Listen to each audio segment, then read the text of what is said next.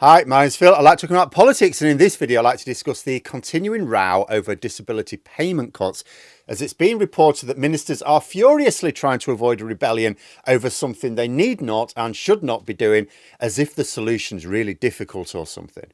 And all of this is playing into the hands of, to a lesser extent, the Conservatives, but definitely Reform UK, who are having a major meltdown at the moment, and they should be taking advantage of that.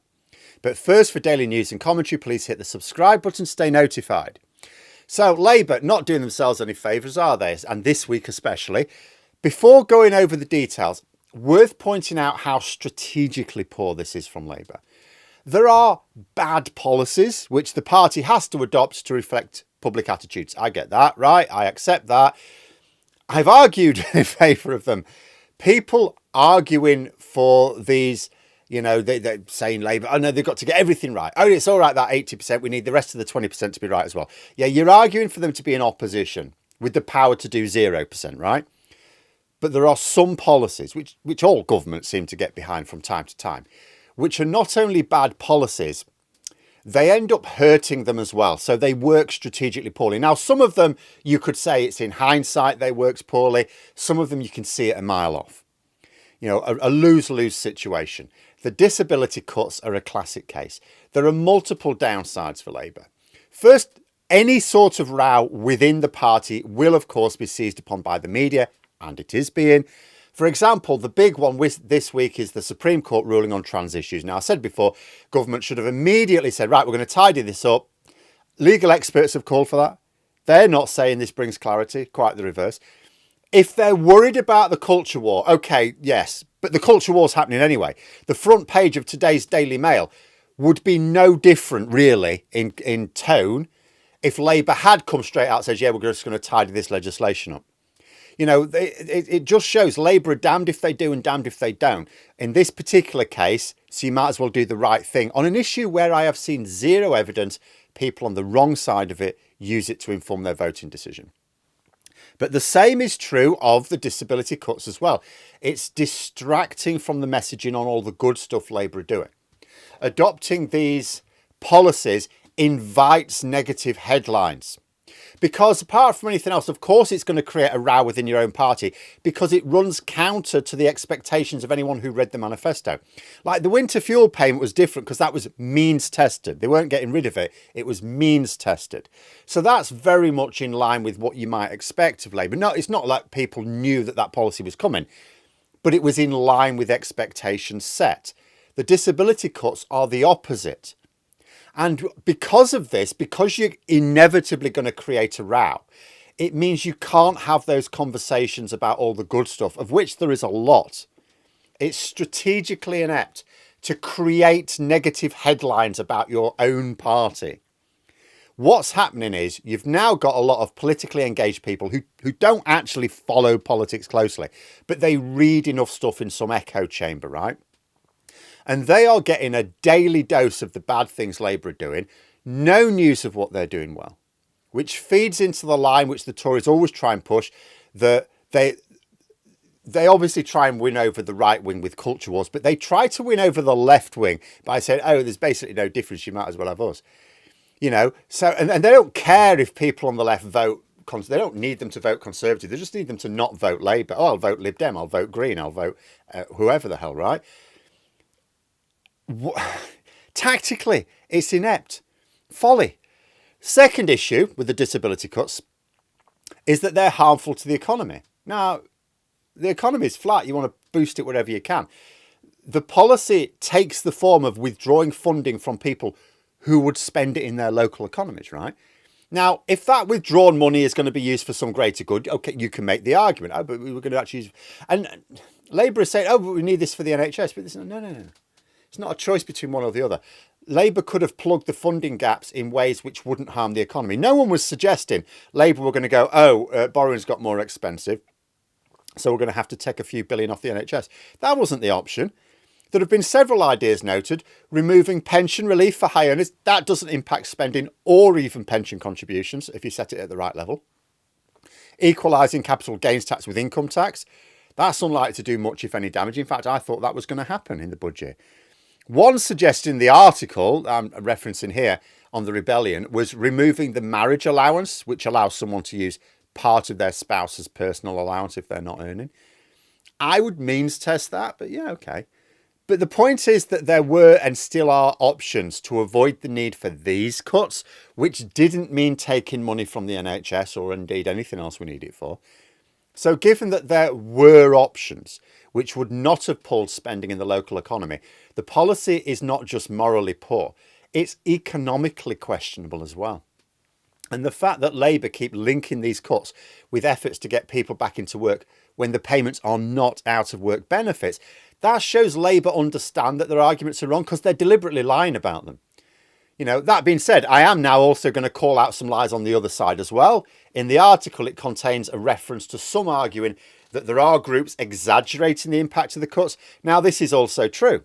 You may have seen the recent news that about 80 Labour MPs would lose their seats as a result of these cuts alone. Being clear, this is a lie. I always take a dim view of people as part of a campaign who lie as part of that campaign. I give politicians a bit of a pass on some types of lies because although people say they want the politicians to be honest, they don't encourage politicians to be honest, right? Campaigners have no excuse. There's no need to lie in a campaign. If you believe in what you're arguing, the truth is your ally.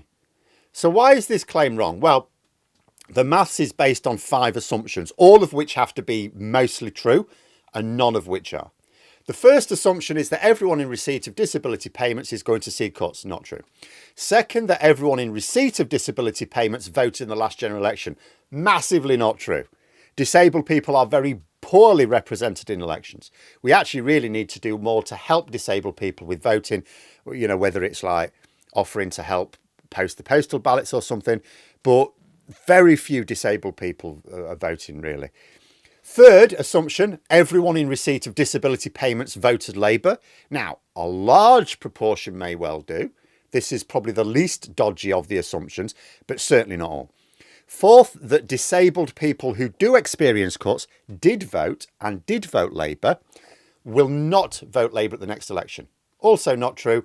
Many of them will still cast the vote for the net positive of Labour over the Conservatives. And fifth, that Labour will not convert new voters who were sceptical and didn't vote for them last year, but then go, oh, actually, they have sorted the NHS out. Oh, pay and working conditions are now better. Oh, public services in general are coming along. Okay, yeah, I'll vote Labour now. So the entire assertion is mathematically inept, even more so than Trump's tariffs. And like I say, I take a dim view of anyone who is not a politician deciding that lies are a better ally than the truth. And that's not to say that all politicians' lies are acceptable either. You know, as a campaigner, if you don't believe in your own argument, if you cannot use the truth as your ally, stand aside and let someone with more brains and conviction make it. However, just because the disability cuts are not going to be electorally risky doesn't mean the policy is fine, even strategically. It's incredibly damaging for the government's work and MPs should be standing against it and finishing it off really very robustly. In the article, there's a suggestion that MPs are upset that the leadership don't seem to be listening. What a pathetic thing to say. What a ridiculous thing to say. Let's go back to another Supreme Court case a few years ago, 2019. What did they say? Parliament is sovereign in this country, not the government. There's no such thing as the leadership not listening. There's MPs not insisting that they listen. The government's got no say in this. The leadership's got no say in the matter. The government are just the executives running things day to day, appointed by MPs. It's the MPs who are the owners. Make them listen. MPs have the power to put their foot down on anything. They're not hostages of fortune. And any politician who believes so has got no business being a politician. Resign, let someone else have the job. If this policy goes through, it's not because the leadership didn't listen. It's because the vast majority of Labour MPs allowed it to. It's that simple. A government cannot afford a rebellion of half their MPs. That ministers are scrambling to get this through and avoid a big rebellion when there are better options is because not even half of all Labour MPs are interested in stopping it. From what I can tell, according to the article in The Guardian, right, there's maybe about 55 MPs looking at rebelling. And I think it said something like maybe another 150, did it say? Something like that, I can't remember now, that are thinking about their position. That's not even quite half. You know, so from what I can tell, the leadership are flapping about a possible rebellion of maybe just over 50 Labour MPs, right? That's pathetic. It means over 350 Labour MPs think it's fine to cut these payments, which people actively use to help them get into work. So actually, this is going to make it harder for people to get into work, which gets spent in the local economy, securing other jobs, to create a damaging row, which makes it harder to celebrate their popular work. There's a lot of stuff they're doing which would be popular if people bloody well knew about it. And what they're doing with this row, the leadership are feeding the Tory media with the easy things. Do you know, at the moment, Reform UK could be having a proper meltdown? Rupert Lowe is going to sue Nigel Farage, Lee Anderson, Zia Yusuf. That's going to create a lot of spicy headlines, right? Ben Habib has announced a new Reform UK extreme party, right? So all of the Labour need to suck the bad headlines out of their own reporting. Force the media to either report on the good stuff they're doing or the meltdown Reform UK are doing. But instead, what the Labour leadership are doing is feeding the Tory media easy lines.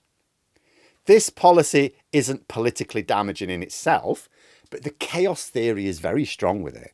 The unintended consequences, you can see them all branching off. None of them lead to anything good. Labour should right now be pushing the improvements made to the NHS, the better workers' rights coming online soon, the investment in public services for the first time in years. And if the media don't want to talk much about that, oh, well, you're quite welcome to talk about Reform UK melting down, no problem. Instead, they're fighting a rearguard action against their own policies. This is why I have such a dim view of MPs. They're their own worst enemies at times. A leadership which seems to have abandoned strategy since winning the election, believing they've got this like window in the early parliament to throw political wisdom to the wind because it doesn't matter, the election's still years off. And you've got backbenchers who are pouting like children because you're not being listened to, you've got no power. You have got the power, you've got more power. Sovereign. Parliament is sovereign. It's the point of having a parliament. But anyway, there we are. Those are my thoughts. Let me know yours in the comments below. If you've enjoyed the video, please click the like button and subscribe for further content. If you'd like to support the channel further, you can click the join button for memberships. Thanks for watching, and until next time, I'll see you later.